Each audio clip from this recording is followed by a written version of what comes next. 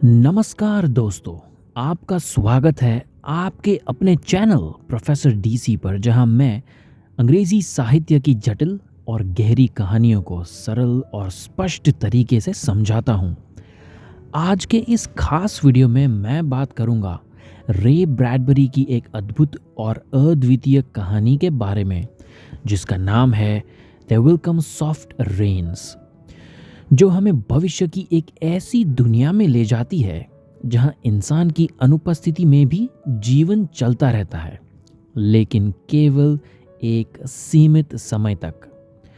तो चलिए शुरू करते हैं इस कहानी को। हम चलते हैं इस कहानी की गहराइयों में डुबकी लगाते हुए, हर उस महत्वपूर्ण पहलू को समझते हैं जो इस कहानी को इतना प्रभावशाली और विचारोत्तेजक बनाता है। कहानी की शुरुआत होती है एक ऐसे घर से जो पूरी तरह से स्वचालित है।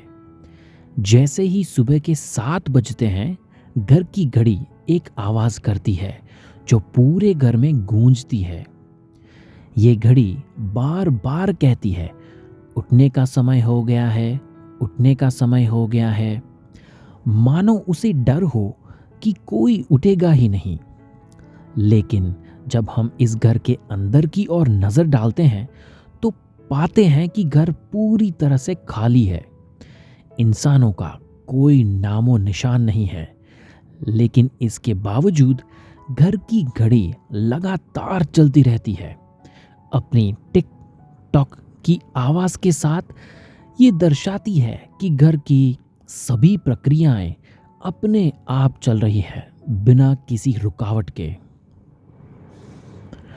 आगे हम देखते हैं कि रसोई में चूल्हा खुद ब खुद नाश्ता तैयार कर रहा है।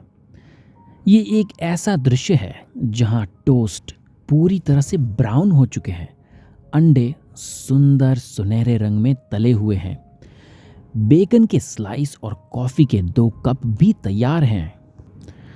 साथ में 2 ठंडे दूध के ग्लास भी हैं।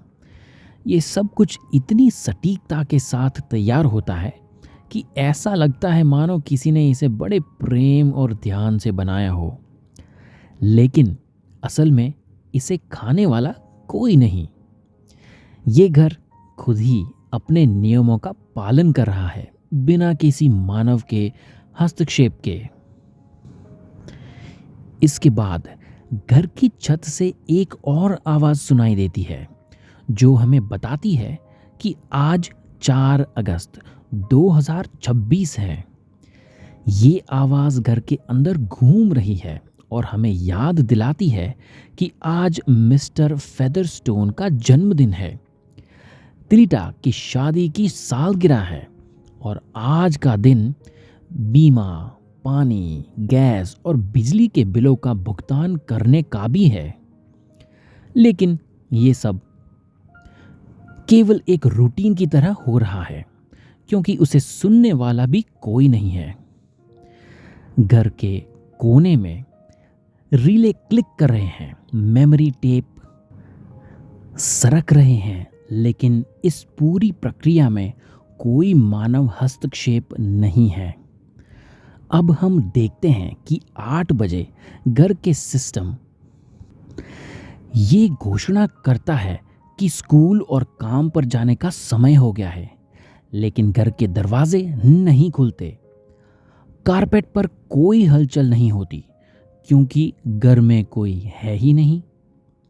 बाहर बारिश हो रही है और सामने वाले दरवाजे पर लगा मौसम का बॉक्स धीमे से गा रहा है, बारिश बारिश, दूर हो जाओ, आज के लिए छतरियां और रेनकोट ले लो।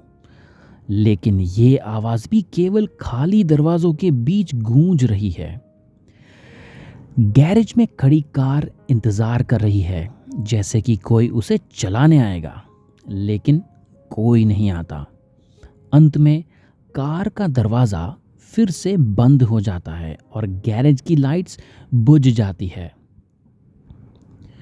8:30 बजे तक नाश्ता पूरी तरह से बेकार हो चुका होता है।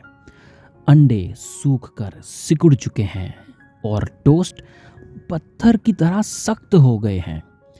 एक एल्यूमिनियम की कील इन जले हुए खाने को सिंक में खुरच देती है और फिर गर्म पानी इन्हें नीचे बहाकर धातु के गले में डाल देता है, जो इस कचरे को समुद्र में दूर फेंक देता है।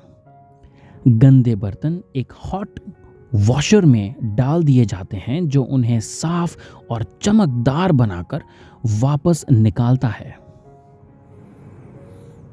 9:15 पर घड़ी सफाई का समय बताती है और दीवारों के अंदर से छोटे छोटे रोबोट, या तो कह सकते हैं रोबोट चूहे, निकलकर घर के हर कोने में फैल जाते हैं।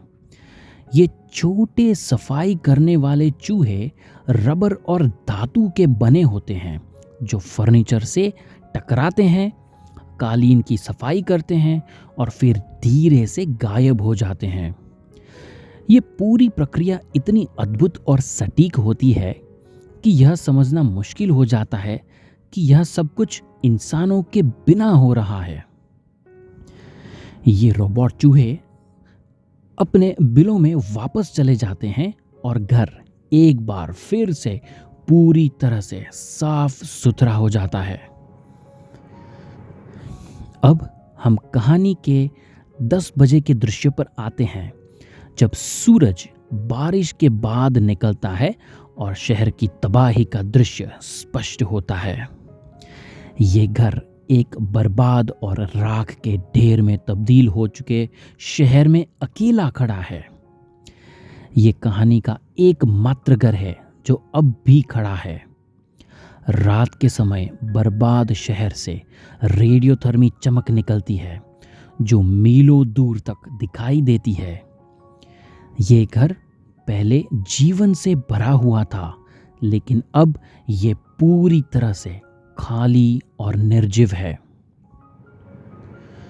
10:15 पर बगीचे के स्प्रिंकलर पानी छिड़कने लगते हैं और ये दृश्य उस हिस्से की ओर इशारा करता है जो कभी सफेद रंग से रंगा हुआ था, लेकिन अब पूरी तरह से जल चुका है। दीवार पर केवल कुछ छायाएं बची है, एक आदमी, एक महिला और उनके बच्चे की, जो कभी इस घर में रहते थे। इन छायाओं के अलावा पूरा घर राख में तब्दील हो चुका है। ये घर एक बार फिर से याद दिलाता है कि मशीन कितनी भी उन्नत क्यों ना हो, जीवन के बिना ये बेकार हो जाती है। 12 बजे एक और दृश्य सामने आता है, जब एक कुत्ता घर के दरवाजे पर आता है। ये कुत्ता कभी स्वस्थ और मजबूत हुआ करता था, लेकिन अब बीमार और कमजोर हो चुका है। घर इसे पहचान लेता है और अंदर आने देता है। ये कुत्ता घर के अंदर घूमता है, लेकिन जल्द ही उसकी हालत और खराब हो जाती है और वो मर जाता है। सफाई के रोबोट इसे भी साफ कर देते हैं, जैसे कि यह भी बस एक और कचरा हो। शाम होते होते घर का सफाई का रूटीन चलता रहता है और जब रात के 10 बजते हैं, एक और दुर्घटना होती है। एक पेड़ की टहनी खिड़की से टकराती है, जिससे घर में आग लग जाती है। ये आग धीरे धीरे पूरे घर को अपनी चपेट में ले लेती है। घर खुद को बचाने की पूरी कोशिश करता है, लेकिन आग इतनी तेजी से फैलती है कि पूरा घर जलकर राख हो जाता है। अंत में केवल एक दीवार बची रहती है, जो बार बार तारीख बताती है। आज 5 अगस्त 2026 है। ये दीवार जो अब भी तारीख की घोषणा कर रही है, दर्शाती है मशीन की तकनीकें कितनी भी उन्नत क्यों ना हो, लेकिन इंसानी जीवन के बिना ये सब बेकार ही रहता है। तो दोस्तों, ये थी ब्रैडबरी की कहानी the will come soft rains की पूरी और गहरी व्याख्या। इस कहानी ने हमें ये सिखाया कि चाहे मशीन और उनकी तकनीकें कितनी भी उन्नत क्यों ना हो जाए, जीवन के बिना ये केवल एक खोखला ढांचा बनकर रह जाती है। अगर आपको ये वीडियो पसंद आया हो तो इसे लाइक और शेयर ज़रूर करें और मेरे चैनल यानी प्रोफेसर डीसी को सब्सक्राइब करना ना भूलें। हम जल्द ही एक और दिलचस्प कहानी लेकर आपके सामने आएंगे। तब तक अपना ख्याल रखिए और पढ़ते रहिए। धन्यवाद।